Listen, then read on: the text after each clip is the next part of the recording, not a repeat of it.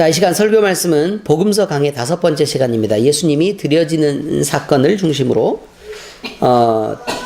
여러분과 함께 말씀을 나누려고 합니다. 지금 우리는 사실은 이제 강해 설교를 쭉 이렇게 하고 있다 보니까 웬만한 절기 설교들은 제가 안 하죠. 아시죠? 웬만한 절기 설교들을 안 하고 크리스마스 때도 사실 성탄에서도 메리 크리스마스로 강해 설교를 했고, 오늘 또 예수님의 드려지는 사건을 중심으로 해서 오늘 또 강해 설교가 진행됩니다. 아기 예수님이 할례를 행했다. 그리고 아기 예수님의 이름이 이제 결국 붙여졌다. 아기 예수님의 헌신례가 드려지고 모친 마리아의 결례가 시행되었다. 라는 얘기가 그 몇 절에 거기 쭉 다 나와 있는 내용입니다. 그런데 이것이 여기에서 잘 보시면 이 부분에 대한 설명들을 좀 들으시면 아, 그렇구나, 그냥 된 게 아니구나 라는 부분들에 대해서 우리가 좀 알 수 있게 됩니다. 자, 첫 번째는요, 할례를 행하는 날 아기 이름을 예수로 명명했다 라고 나옵니다. 근데 아기 예수가 태어난 지 8일 만에 할례를 시행할 날이 되자 예수님께서 할례를 받으셨다는 것에 놀라운 의미가 있습니다. 할례가 뜻이 뭐죠? 할례는 일종의 세례 같은 거죠. 일종의 세례 같은 거예요. 그런데 남자의 양피를 잘라내는 겁니다. 그래서 남자의 양피를 잘라내는데 그 성기의 끝을 이렇게 그 표피를 잘라내요. 그 잘라내는 것이 어떤 의미가 있는 거냐면, 사실은 남자가 가장 많이 죄를 지을 때 성적인 범죄들이 가장 많습니다. 그렇지 않습니까?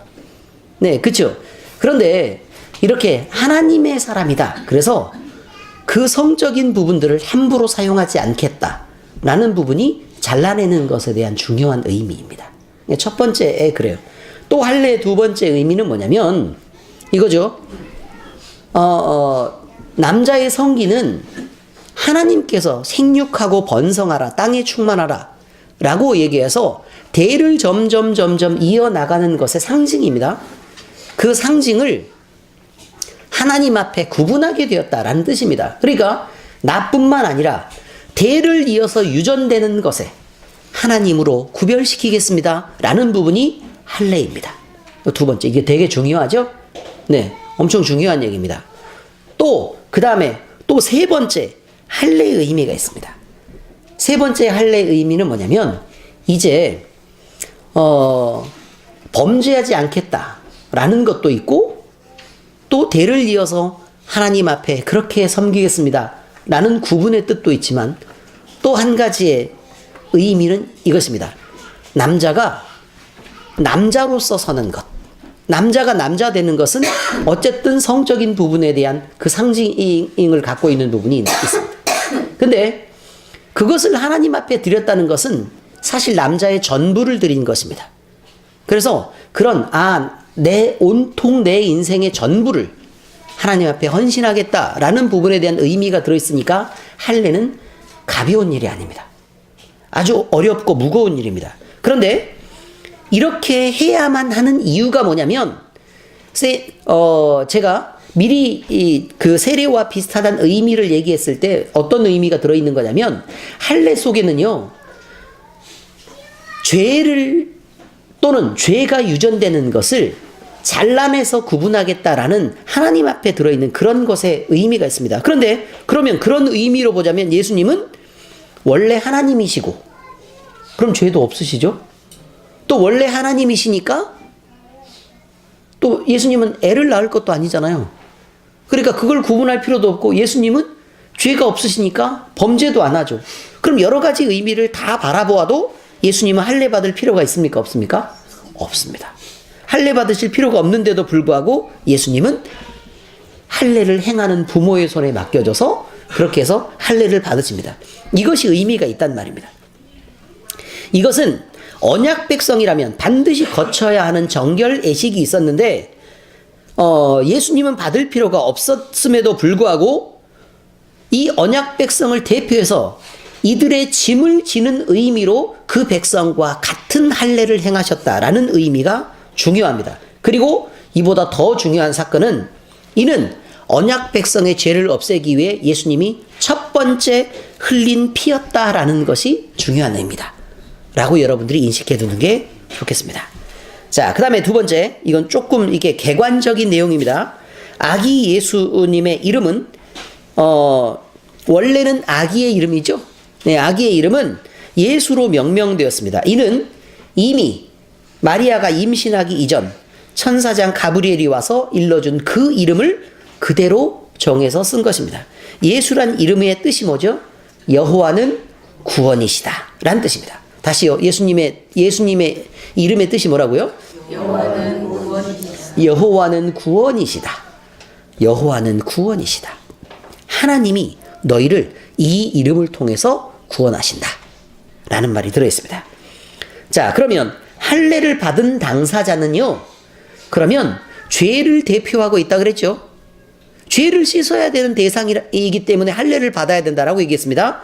그런데 여호와는 구원이라는 예수님이란 이름은 죄가 없는 분이어야 죄를 대신 질 수가 있는 거예요. 그러면 이 두 가지 이름은 서로 같은 이름이 아니고 정반대 쪽의 예식과 이름에 대한 얘기가 지금 현재 나와 있는 것입니다. 근데 이것은 자기 자신을 구원하겠다라는 말이 아니고 자기 백성을 구원할 자다라는 의미에서 예수님이 자기 자신이 드려진 것을 의미하는 것으로 해석하면 맞아떨어집니다.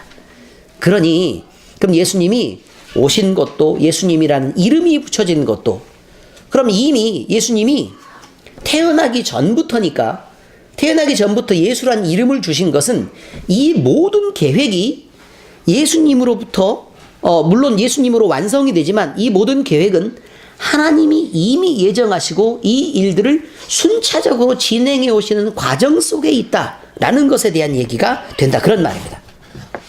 그러니까 우리는 어떤 의미에서 보면요, 물론 하나님은 삼위의 하나님이 한 분이십니다. 삼위의 하나님이 한 분이시죠. 그런데 예수님은 본인이 모든 것들을 다 감당하시고 당하시고 그랬으니까 예수님이 우리에게 구원의 이름이 되시고 높아지신 이름이 된 건데, 사실은 우리가 간과하는 게 있습니다.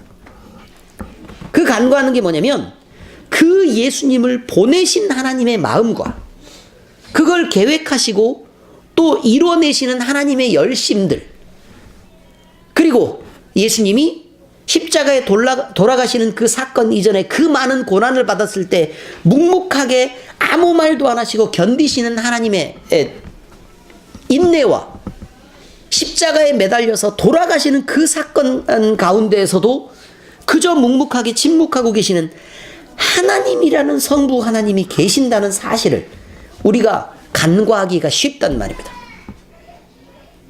예수라는 이름은 예수님의 이름이 그만큼 가치가 있는 이름이다라는 부분이 물론 의미가 있겠지만 그 뒤편에 묵묵하게 감춰져서 끊임없이 일하고 계시는 하나님의 열심이라는 부분이 있었다 라는 것을 놓치면 안 된단 말입니다. 우리가 구원을 이야기할 때 말이죠, 구원을 얘기할 때 우리가 예수님을 믿으면 구원을 받습니다. 맞죠? 예수님을 믿으면 구원을 받습니다.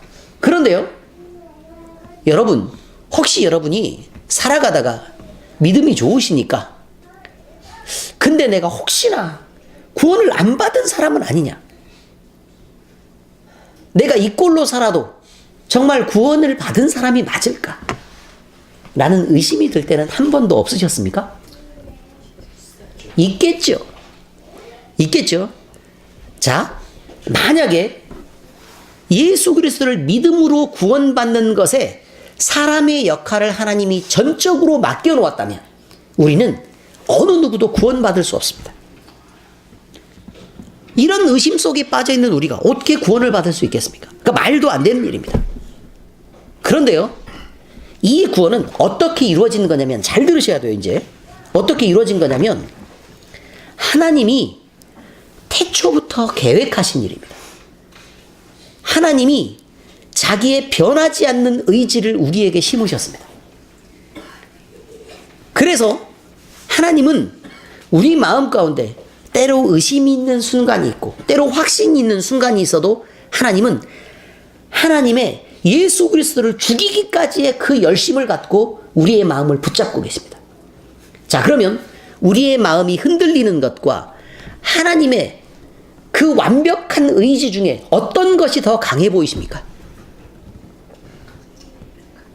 하나님의 의지가 강한 것입니다. 우리의 이게 뭐라고 표현하죠? 헷가닥거린다고 얘기해야 되죠? 이렇게 경망스럽기 그지없는 우리의 마음 같은 데에 하나님이 우리의 구원을 맡겨놓고 있지 않다는 말입니다. 그러므로 우리의 구원은 우리가 흔들리는 순간에도 늘 확실한 것입니다. 왜냐하면 하나님은 애초에 구원하시기로 정한 사람을 반드시 구원해내시는 열심이 있기 때문에 그렇습니다. 무슨 일이 있어도 우리의 구원은 흔들리지 않습니다. 그러므로 여러분이 믿는 것은 여러분 자신이 갖는 믿음에 의존해서가 아니라는 것을 기억하셔야 합니다. 여러분 자신의 믿음에 의존해서가 아니고 하나님의 열심히 흔들리는 나를 붙잡고 계신다는 믿음으로 가는 것입니다. 그러므로 여러분은 완벽한 구원에 이르게 된 것입니다. 다음 예루살렘에 올라가 헌신례와 결례를 시행하는 장면이 나옵니다. 모세의 율법대로 출산 후 결례를 시행할 때가 되자 그 부모는 아기 예수님을 데리고 예루살렘으로 올라갑니다. 예루살렘으로 올라간 것의 의미는요, 첫째로 모든 장자를 하나님 앞에 구별하여 드려야 된다라는 헌신례를 거행하기 위해서 그렇습니다. 둘째로 율법대로 산비둘기 한 쌍이나 집비둘기 새끼 2마리를 들여서 마리아는 정결 의식을 행하기 위해서 그렇습니다. 그러니까 두 가지가 뭐냐면요, 예수님을 드리기 위해서 올라갔고 마리아는 그 부정을 씻기 위해서 올라갔다. 이 두 가지에 대한 얘기입니다. 모세의 법에 따르면 산모는 아이를 낳은 후 7일 동안 부정하고 40일이 차도록 33일간 더 집에 머물러야 했습니다. 물론 아들일 때 얘기입니다. 이 정결 의식대로 40일을 집에 머무르다 비로소 마리아는 성전에 올라갑니다. 참고로 이 부분에서 카톨릭 성경학자들은 마리아의 부정을 인정하지 않으려고 합니다. 그래서 성경을 일부 바꿔서 단어를 빼버렸습니다. 어떤 단어를 뺐냐면 마리아를 지칭하고 있는 단어. 그러니까 정결예식을 행해야 된다라는 것은 그냥 정결하게 한다라고만 얘기하지 그 대상이 없는 말로 성경을 고쳐놓았습니다. 어떻게 성모 마리아가 부정할 수 있느냐? 예수님을 낳은 어머니가 부정하다는 건 말이 안 된다. 그래서 마리아라는 여자를 숭배하기 위해 성경을 바꿔서 마리아를 거룩한 자로 만들어 놓습니다. 그것은 옳지 않습니다. 그럼 마리아는 예수 그리스도를 의존하지 않아도 된다는 뜻이죠. 그럼 죽습니다. 그렇지 않습니까? 네. 어쨌든 우리는 정상적으로 잘 돼 있는 성경을 배우고 있는 것이 참 하나님 앞에 영광이고 감사한 일입니다. 예수님의 부모는 이렇게 아기 예수님을 하나님 앞에 내어드렸습니다. 이렇게 내어드릴 때 속전을 내어드립니다. 예수님은 원래 죄가 없죠. 그러니까 속전이란 말은 죄의 대가로 드리는 거여서 그렇게 드릴 필요가 없습니다. 그런데도 내어드렸습니다. 모세의 율법을 지켜드린 이들 부부의 속전 예물은 결국 온 인류를 위한 중보자로서 인류 모두의 죄를 짊어질 것에 대한 상징임과 동시에 사무엘이 하나님 앞에 그렇게 드려져서 하나님 앞에 나시린으로 이렇게 바쳐진 것처럼 하나님을 섬기도록 나아가는 것을 의미하고 있는 것입니다.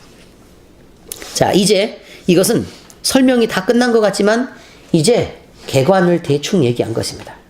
자, 그래서 이 의미를 한번 살펴보면 이렇습니다.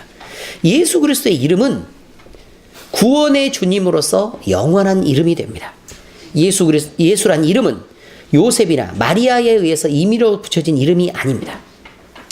그래서 누가복음에 이렇게 말합니다. 보라, 잉태하여 아들을 낳으리니 그 이름을 예수라 하라. 누구의 이야기죠? 천사장 가브리엘의 얘기입니다. 그리고 사도 베드로는 이 예수님에 대해서 이렇게 증언해 가고 있습니다. 다른 이로서는 구원을 받을 수 없나니 천하 사람 중에 구원을 받을 만한 다른 이름을 우리에게 주신 일이 없음이라 하였더라. 다른 이름은 구원의 이름이 아닙니다. 다른 이름은 구원의 이름이 아닙니다. 그런데 자유주의 신학에서 모든 이름에 구원이 있다고 얘기합니다. 그건 자기들이 정해서 우리는 이렇게 구원이 있다고 믿을 거야. 그렇게 하라고 하십시오. 하나님이 인정하시지 않는 길. 그 길은 결국 가보면 그 결국을 알게 될 것입니다. 예수님은 자기의 이름이 얘기한 대로 여호와의 구원이 되셨습니다. 그 이름대로 자신을 하나님 앞에 드려 하나님과 사람 사이를 화평하게 하는 일을 결국 이뤄내시고 그 이름은 영원한 거룩한 이름이 되셨습니다. 히브리서 7장 24절에 25절에 그렇게 말합니다. 예수는 영원히 계심으로 그 제사장 직분도 갈리지 아니하느니라. 그러므로 자기를 힘입어 하나님께 나아가는 자들을 온전히 구원하실 수 있으니 이는 그가 항상 살아계셔서 그들을 위하여 간구하시니라. 이렇게 표현하고 있습니다. 참 멋지죠? 성경 말씀. 이렇게 예수 그리스도라는 이름은 하나님 앞에 드려짐으로 천상천하의 가장 존귀한 이름이 되셨습니다. 뭐 천상천하 유아 독존 그건. 여기 조예가 깊으신 분들이 꽤 있는데 예수 그리스도의 이름은 우리에게 영원한 복의 이름이며 예수 그리스도에 대한 우리의 믿음과 소망과 사랑도 영원할 것입니다. 히브리서 5장 8절에서 10절에 그가 아들이시면서도 받으신 고난으로 순종함을 배웠다라고 얘기합니다. 그리고 그 순종으로 온전하게 되셨은즉 자기에게 순종하는 모든 자에게 영원한 구원의 근원이 되시고 하나님께 멜기세덱의 반차를 따르는 대제사장이라 칭하심을 받으셨느니라. 이렇게 얘기합니다. 대제사장은 뭐 하는 거라고요? 하나님과 사람 사이를 화평하게 하는 자다. 그런 말입니다. 그런데 거기 보세요. 화평하게 하는 것에 무엇으로 온전하게 되었느냐? 고난을 받아내시고 순종했다. 그런 말입니다. 여러분, 이 말이 여러분은 어떤 건지를 의미를 잘 모를 수 있습니다. 예를 들어 우리가요 인생에서 굉장히 어려운 큰 일을 만나서 도저히 다른 사람으로는 이해받을 수 없을 만한 너무너무 중요한 위기를 만나서 내가 죽을 지경에 처해 있는 그때에 그 옆에 있었던 어떤 사람이 와서 아유 너무 걱정하지 마, 잘 될 거야, 힘들지, 내가 다 이해해 라고 얘기하면 어떤 마음이 드시겠습니까? 위로가 되시겠습니까? 참 가짠죠. 그렇죠? 바로 그것입니다. 지금 예수님은 그가 하나님의 아들이시면서도 받으신 고난으로라는 표현은 뭐냐면 사람이 당할 만한 모든 일들을 자기 몸에 다 지시고 우리가 당하는 고난 중에 가장 험한 것들을 많이 당하셨다. 그런 말입니다. 그러고 나서 그렇게 당하시는 것들을 하나님 앞에 그렇습니다. 제가 그 일을 당하죠. 그렇습니다. 하나님, 저는 이 일을 기뻐합니다. 이렇게 해서 쭉 당하셨습니다. 그래서 온전하게 되셨단 말입니다. 어디서 온전하게 됐냐면 자기에게 순종하는 모든 자에게 구원의 근원이 되시는 게 온전하게 됐다. 이 말이 무슨 말이냐면 자 보세요. 내가 이 일을 당하고 있어요. 지금 너무너무 힘들어요. 근데 나와는 비교도 안 되는 그 꼬라지를 당한 엄청나게 힘들었던 사람이 그 고난을 이겨내고 우리한테 와서 이렇게 위로한다고 생각합니다. 잘 들으셔야 합니다. 집사님 힘드시죠? 아유 저도 그런 일을 다 이렇게 겪어보고 그랬는데 하나님이 우리 손을 붙잡고 계시더이다.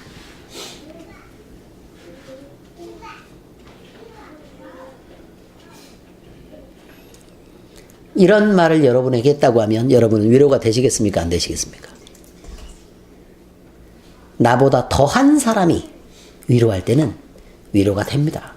왜요? 내 꼴은 거기에 비해서 괜찮거든요. 이렇게 힘든데 라고 말하기에 미안할 만큼 너무 큰 고난을 당한 사람이 우리에게 와서 그래도 기운 내세요 라고 얘기하면 괜찮습니다. 상대 만족이라는 게 있습니다. 상대 만족. 상대 만족이 뭐냐면, 예를 들까요?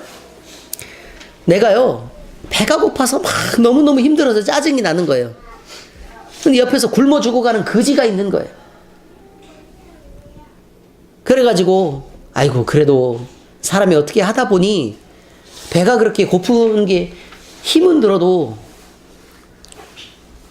그래도 나보단 낫잖아 라는 생각으로 이렇게 불쌍하게 쳐다보고 있으면 우리는 그 거지를 보면서 아, 배가 고파도 저 꼬라지는 아니지 라는 위로가 되는 게 있습니까 없습니까? 그런 거하고 비슷한 겁니다. 예수님이 그런 거지 꼴이 되어서 우리를 섬겼다는 사실입니다. 그래서 결국 우리가 당할 만한 모든 일에 예수님은 충분히 스스로 위로자가 되셨다라는 의미를 그렇게 표현하십니다. 그리고 히브리서 13장 8절에는 예수 그리스도는 그때만 그러신 것이 아니고 어제도 그랬고 오늘도 그랬고 내일도 그렇고 영원히 그렇게 우리 곁에 머무르실 것이다. 이렇게 얘기하고 있습니다. 자, 그 다음 예수님은 하나님께 드려진 온전한 장자입니다. 장자는 가족을 대표하는 것입니다. 결국 하나님께 드려진 온전한 장자란 우리 모두를 대표하는 것입니다. 하나님은 모세에게 명령하죠. 출애굽기 13장 2절에 보니까 이스라엘 자손 중에서 사람이나 짐승을 막론하고 태어나서 처음 난 모든 것은 다 거룩히 구별하여 내게 돌리라. 이는 내 것이니라 하시니라. 장자뿐만 아니라 첫 열매와 가축의 첫 새끼도 하나님께 드려야 했습니다. 출애굽기 22장 29절에 보니까 너는 네가 추수한 것과 내가 짜낸 즙을 바치기를 더디하지 말며 내 처음 난 아들들을 내게 줄지며 이렇게 장자를 드리는 규례는 이스라엘이 애굽에서 출애굽할 때부터 유월절 규례로 지켜왔던 것입니다. 유월절 규례요. 장자를 멸하지 않는 유월절 규례. 자, 유월절은 누구를 상징하죠? 예수 그리스도입니다. 예수 그리스도여야 됩니다. 그러니까 결국 그 예수 그리스도가 온전히 이루어졌다는 뜻입니다. 이스라엘의 레위 지파도 장자 지파로서 하나님을 섬기는 일에 들여져 있습니다. 그런데 예수님은 이들처럼 상징적으로 드려진 것이 아닙니다. 첫 아들인 장자이신 예수님은 온전하게 실제로 드려졌습니다. 제물이 드려진 것처럼 또는 아들들이 상징적으로 드려진 것처럼 그렇게 드려진 게 아니고 곡식의 첫 단이나 또는 과일의 첫 열매를 드려진 것이 아닙니다. 이렇게 부활의 첫 열매로 드려지신 예수 그리스도는 상징적으로 드려진 것이 아니고 온전히 드려지시고 실제로 드려지셨으며 또 실제이신 열매가 되셨습니다. 그래서 여러분은 갈라디아서 1장에 보면 그리스도께서 하나님 곧 우리 아버지의 뜻을 따라 이 악한 세대에서 우리를 건지시려고 우리 죄를 대속하기 위하여 자기 몸을 실제로 주신 일에 대한 기록이 있다는 것을 기억하셔야 합니다. 이것은 그저 예수님의 희생만 있는 게 아니고 우리를 사랑하시는 하나님의 사랑의 결정체이며 이제 반대로 우리에게 그 사랑을 되돌려 받으시기를 요구하고 계십니다. 에베소 5장 2절에 보니까 그리스도께서 너희를 사랑하신 것 같이 너희도 사랑 가운데서 행하라. 그는 우리를 위하여 자신을 버리사 향기로운 제물과 희생제물로 하나님께 드리셨느니라. 그렇게 드렸기 때문에 너희도 사랑 가운데 행해야 한다. 이렇게 말합니다. 왜요? 우리를 대표하신 예수 그리스도께서 사시는 것은 우리 모두를 그렇게 살라고 요구하고 있는 것이기 때문에 그렇습니다.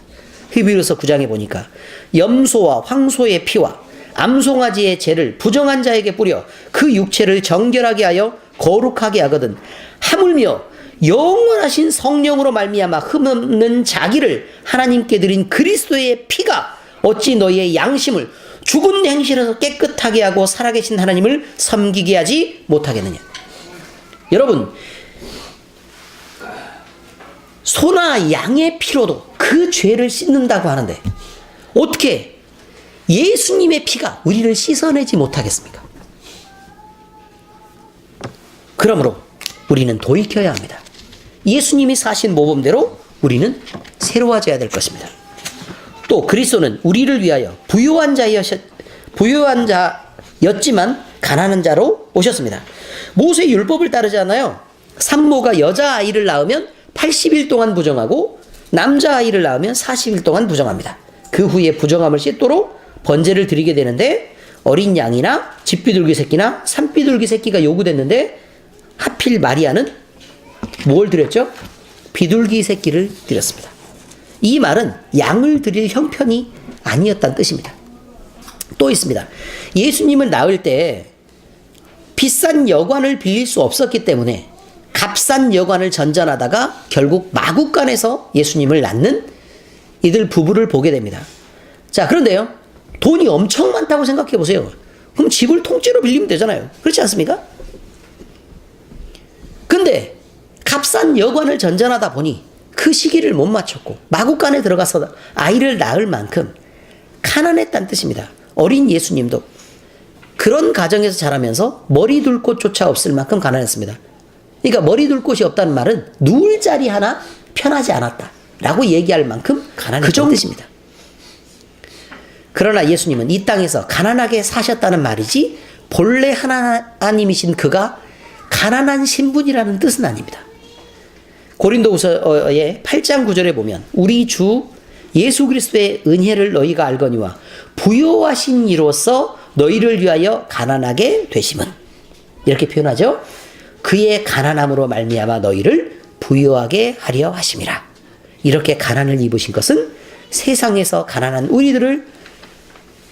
우리의 형편을 스스로 경험하시고 이걸 체휼이라 그래요. 부요하게 하시기 위함인 것입니다.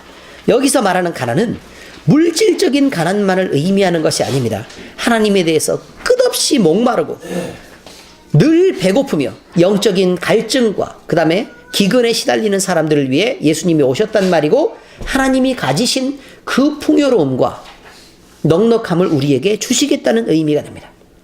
예수님이 우리를 위해 가난을 입고 오신 희생은 그 사랑을 받은 우리에게 동일한 희생을 하기를 또 요구하고 계시는 것이기도 합니다. 우리가 받은 고급한 진리와 자유함은 우리의 절제와 희생을 통해서 성숙되게 되며, 이런 우리의 삶의 모습을 통해 주변 이웃들이 복음을 만나게 되고 또 그 영혼들이 구원에 이르게 되는 것입니다.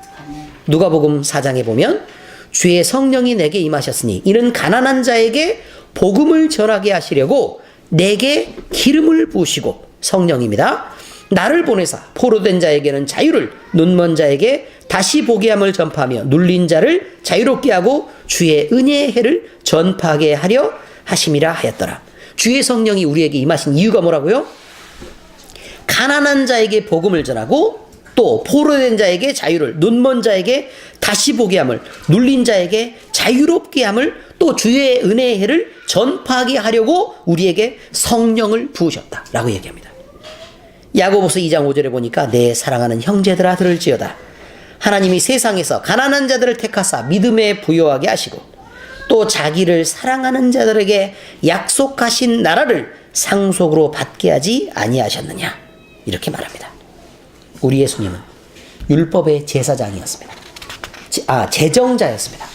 율법의 제정자였음에도 불구하고 스스로 율법을 입고 제사장이 되기를 자청하셨습니다. 하나님과 사람의 그 사이에서 화평하게 하는 일을 감당하려고 하셨습니다. 그리고 이 율법의 모든 요구들을 충실히 다 행하셨고, 이제 우리는 십자가의 사건을 통해 새로워진 새 사람이 되었습니다. 우리는 이제 완벽한 자유인입니다. 그러므로 이제는 우리는 더 이상 율법의 요구 때문에 우리가 멸망할 것을 두려워하지 않아도 괜찮습니다. 왜냐하면 이미 우리는 하나님의 열심과 예수 그리스도의 희생을 통해서 구원받는 자들이기 때문에 그렇습니다. 그렇다 그래서 우리가 그 구원을 이미 받았으니까 막 살아도 좋은가? 그렇지 않습니다. 예수 그리스도의 십자가를 본받고 또 장자이신 예수 그리스도의 행함을 따라 우리가 행할 때 하나님의 자녀라는 당당함이 우리 속에 있고, 우리가 우리에게 부여된 자유를 누릴 수 있게 되고, 우리가 가난하면서도 예수 그리스도의 풍요함을 우리에게 주셨는데 그 풍요함도 누릴 수 있게 됩니다. 그리고 행복하게 됩니다. 이 시대를 사는 우리는 예수님과 무관한 자로 살아서는 안 됩니다. 구원을 받았으면 예수님과 함께 연합한 자로 살아야 될 것입니다. 이것이 오늘 이 시대를 사는 우리가 누리는 특권이며 행복이 될 것입니다. 기도하시겠습니다. 하나님 아버지, 예수님은 율법을 지키실 필요가 없는 하나님이셨는데 애써 사람의 몸을 입으시고 율법 아래 놓여 그 율법을 모두 이루어내셨습니다. 이는 우리로서는 율법을 온전히 이룰 수 없기 때문에 스스로 하나님이 기뻐하시는 온전한 첫 제물이 되어 자신을 희생하시고 십자가에 돌아가신 것입니다. 이 사랑을 받은 우리는 오늘을 살아갈 때에 예수님의 희생과 사랑을 본받아 연합한 자가 되어 구원과 자유를 선포하는 삶을 살게 하시고 하나님께 영광을 돌리는 자들 모두 될 수 있도록 우리를 도와주시옵소서. 2017년 새해를 시작하는 우리가 서로를 살피며 부지런하여 이런 희생과 섬김의 삶을 살아가도록 우리 모두를 도우시옵소서. 우리를 사랑하시고 구원하여 주신 우리 주님 예수 그리스도의 이름으로 기도합니다. 아멘.